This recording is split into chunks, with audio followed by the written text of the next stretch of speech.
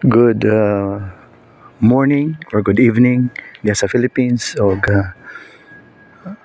This is a short vlog for our verse for today. Salamat sa Ginoo.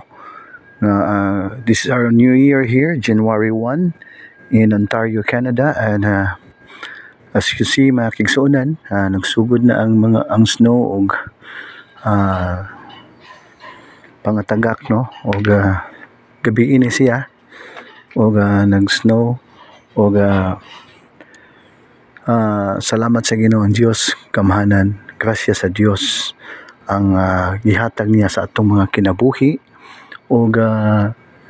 Makigsunan, ang verse nga akong ikahatag kaninyo karon is on the verse in Revelation chapter 3 verse 11, that the Lord said, "Hold fast what you have, that no man will take thy crown. For behold, I come quickly."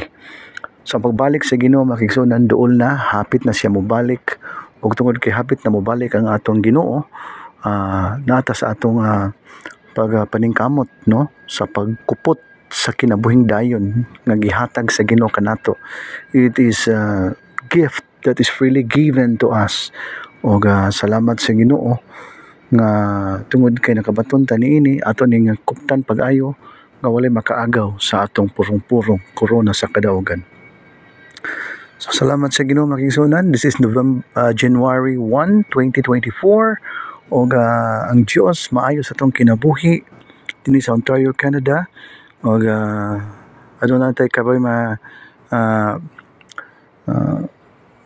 snow in the first day of the month of January 2024.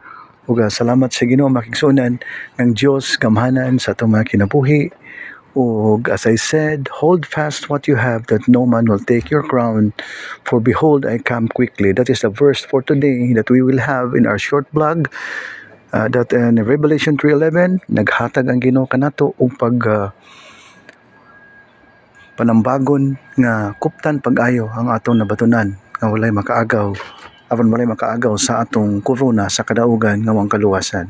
Dalaygon ng Dios o kini si Apostol Noel mag-ingon kaninyo, Happy New Year to everyone. Salamat sa Dios and God bless and be a blessing. Amen and amen.